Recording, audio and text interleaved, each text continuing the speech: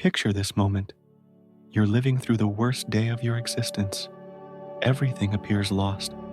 The pain overwhelms you, and you feel utterly forsaken. It's precisely in that instant when a presence manifests beside you, whispering, "In your darkest hour, I was there."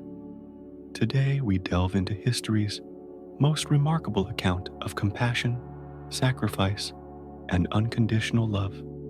A journey that transformed not just the lives of a handful of Galilean fishermen, but altered the entire trajectory of human civilization. Prepare yourself to discover the most profound and life-changing moments in the existence of Jesus Christ, unveiled through the perspective of those who walked alongside him during the most challenging times.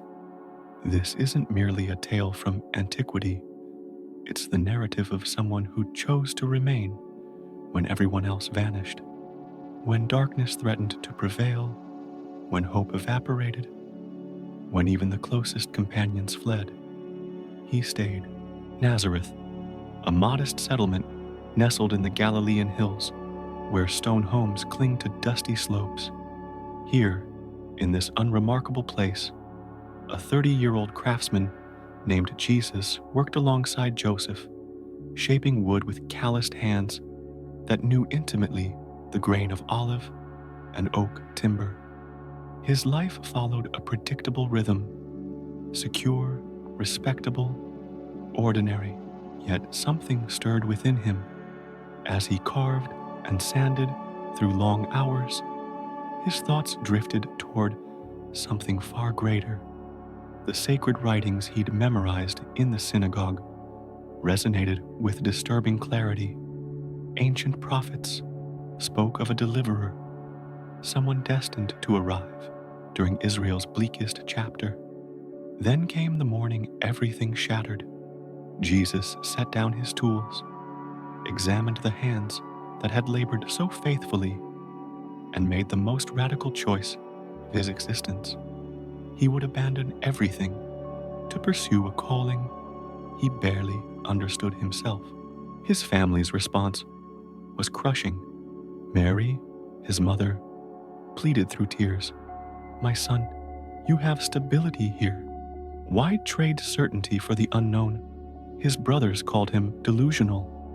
Neighbors whispered through narrow streets, "Joseph's boy has lost his mind." But Jesus could no longer pretend normalcy while feeling humanity's burden pressing against his chest. In a move that scandalized all of Nazareth, he closed the workshop, embraced Mary one final time as the carpenter's son, and departed toward the Jordan River, where his cousin John was immersing crowds in baptismal waters. The baptism marked an irreversible turning point. When he surfaced from the Jordan's currents, everything had fundamentally shifted. He was no longer simply Jesus the craftsman from Nazareth. This was the beginning of a journey that would carry him to heights of public adoration and depths of human abandonment. His initial followers were rough-hewn fishermen from Galilee. Peter, an impulsive man with clenched fists. James and John, temperamental brothers he affectionately nicknamed Sons of Thunder. Andrew, Philip, Bartholomew, simple men who dropped their nets after hearing just 2 words, "Follow me." Nobody imagined that a carpenter's decision at 30 would ignite the most profound transformation the world had witnessed. But neither did anyone realize that the price would be paid in blood, sweat, and tears, and that the most glorious moments would be shadowed by the most agonizing. What started as small clusters of curious onlookers rapidly exploded into desperate masses. Word spread like wildfire across Palestine. There was a man healing the sick, feeding the starving, and raising the dead. From every corner, caravans of the afflicted tracked his movements. Jesus would wake before dawn, only to find dozens already waiting where he'd slept. lepers banished from their communities, blind beggars who'd spent decades in darkness, paralyzed individuals carried on improvised stretchers, all crying out, "Son of David, have mercy on us."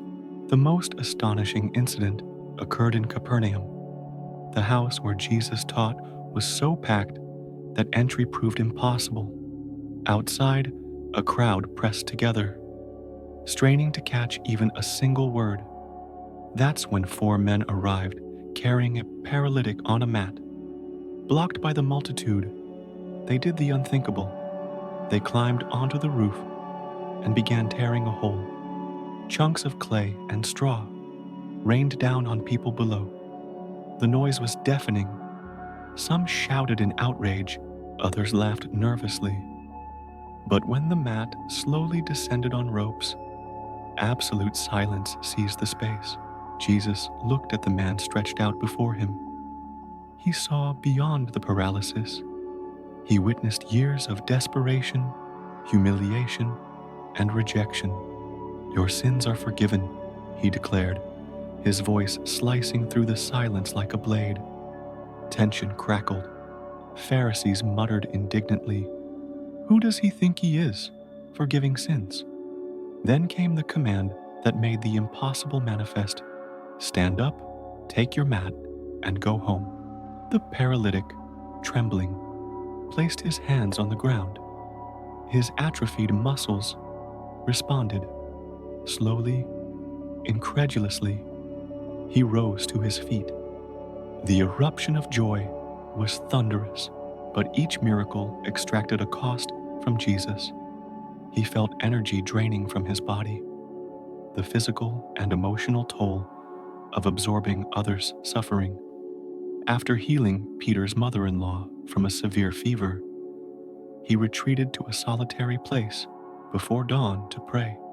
But even there, peace eluded him. His disciples hunted him down. "Master, everyone is searching for you." Fame became imprisonment. He could no longer enter towns openly.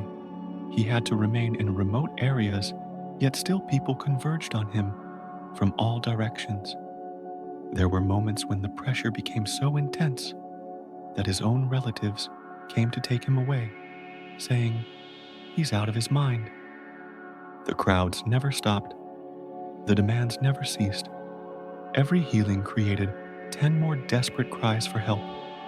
Jesus carried not just his own burden, but the accumulated weight of thousands reaching toward him with outstretched hands, begging for one touch, one word, one miracle. Late at night, when others finally slept, Jesus would slip away to mountain peaks or deserted shorelines. There, alone under the stars, he wrestled with the magnitude of what lay ahead.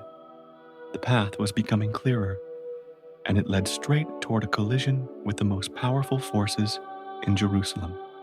What are you experiencing after witnessing these opening chapters of Jesus' journey? Share in the comments which moment has resonated most deeply with your heart so far. So